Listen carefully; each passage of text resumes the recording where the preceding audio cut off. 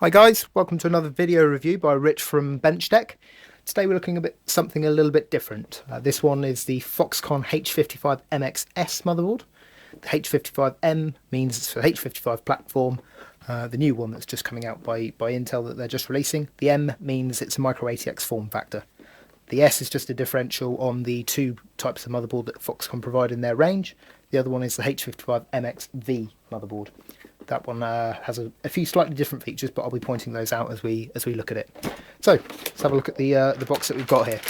First thing you'll notice is this is quite a small motherboard. This is the micro ATX form factor, so it's going to fit into smaller cases, maybe HTPCs, something you might want to keep the size down on the size of the computer, and that sort of thing. So a bit different to what we normally look at, but this one should give us some extra things that we can look into and review, such as power consumption, HD video playback, a lot of those general things that us everyday people do. So we're not looking at the overclocking aspects of this board in as much detail. It is an overclocking board. It features some overclocking software called the let me get this right, the Foxconn Fox1 chipset. It provides, I think it's a Windows utility that allows you to set up and manage some profiles for your overclocking. So we should be able to show you some overclocking results, but obviously not the main focus of this board. Let's have a look around the board. The major thing we've got here is the socket. This is the LGA 1156 socket. This one supports the integrated graphics CPUs, these ones that are the low-end Pentium G9650. I believe that is one of the lower CPUs it supports, but then you've also got the Intel Core i3 and Core i5 processors. There's a number of different models you can look at. Check out the review for a listing of which ones it does support, because there are some Core i5 CPU, or there is one Core i5 CPU, the 750, which I think it does support, but you need to plug in an additional graphics card into the PCI Express slot here in order to use it, because the integrated graphics card ones provide their VGA out on the board itself here. The 750 doesn't have that feature, so you'd need to use a graphics card, but it should still work.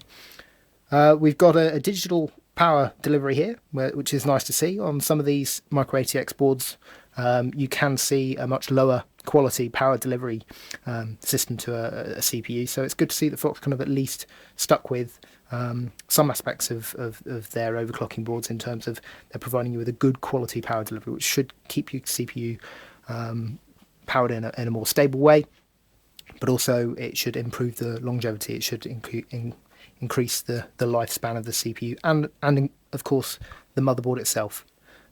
You shouldn't get so many failures from a digital power delivery if it's a good one. So next thing to point out is the DDR3 slots here. These have support for 800, 1066 and 1333 speeds of RAM, but also I think, I'm not entirely sure on this, check out the review again, but I think it supports the DDR3 1600 spec, possibly via overclocking, but it should provide support for those modules if you need it to. We've got 3 fan headers dotted around the board here. The other board, as I've mentioned before, the H55MX-V board, slightly cheaper, but doesn't provide you with 3. It provides you with just these 2, I believe. So it's one thing to point out if that's something that's important to you. You've got a 4-pin ATX additional power connector at the top here, as well as the ATX connector at the side in the normal position. Got a floppy connector at the top there. 6 serial ATA2 ports at the side. Moving on round, we've got 3 USB headers. This is for an additional 6 USB devices if you want to plug them in. You've also got your audio header at the bottom here, speaker, or your case speaker headers at the side, and the front panel connectors up here. Looking around at the I/O panel, we've got 1 PS2 port. This is for a keyboard. The other board features a keyboard and a mouse PS2 port, so if that's important, you might want to get the other board. This one has 6 USB ports on the back, matches the other board from Foxconn that has 6 as well. You get a serial port on this motherboard. On the other motherboard you get a parallel port across the top here. On this motherboard as well you get a DVI port and a HDMI port. On the other motherboard you get a DVI port and an RGB port or a VGA port. So if you need HDMI or if you want HDMI, this will be the board you're gonna get. You've got an optical audio out here. This is provided on this board only. Again, the other board doesn't provide that, although it does provide a header on the actual motherboard to add in an additional card if you've got and need optical audio out. This one also features 7.1 channel audio, whereas the other board features 5.1 channel audio. Lastly, to look at, we've got the expansion card slots. You've got a 16 times PCI Express 2 slot here. That'll feature it. That'll accommodate any graphics cards you want to plug into there. Dual graphics cards or dual GPU graphics cards will work in that one slot. So that's pretty good. It gives you options. If you need a more powerful graphics card, you might want to fit a low profile graphics card in there if the integrated graphics on the CPU isn't going to be enough for you. You've also got a PCI Express 2 4 times slot here, again for any additional plug-in cards you might want to put in, and then 2 simple PCI slots here, maybe for wireless cards and the such. You'll notice in the middle here we've got the 2 BIOSes, dual BIOS chip support for this motherboard as well, so if one doesn't work, you can swap it over to the other one, and if you have a failure on one of the BIOSes, very simple, you just buy another one of these chips. They'll be very, very cheap, and flash a new BIOS to it. So that's good from Foxconn. Even on this motherboard, I like to see that. It just rules out or saves a lot of hassle. If your board does go wrong, you don't have to RMA it for them to fix it. That's something you could do yourself. It saves you time, and you don't have to do without a board while it's being RMA'd and stuff. So yeah, there's just a quick look around the board. Very simple.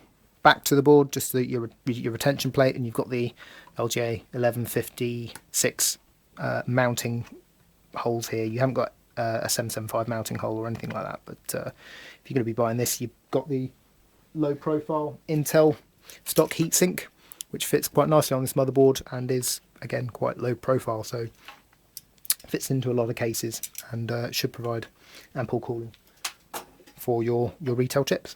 So there you go, just a quick overview. We're going to be comparing this one against one of the other Foxconn Micro ATX boards. Is based on the AM3 chipset and is the 785G version of the AM3 chipset. That's the Foxconn Cinema 2 board. Quick look at it there.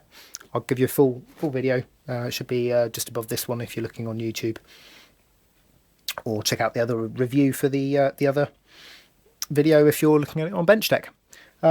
Quick look through the rest of the box. There's not an awful lot else in here, but then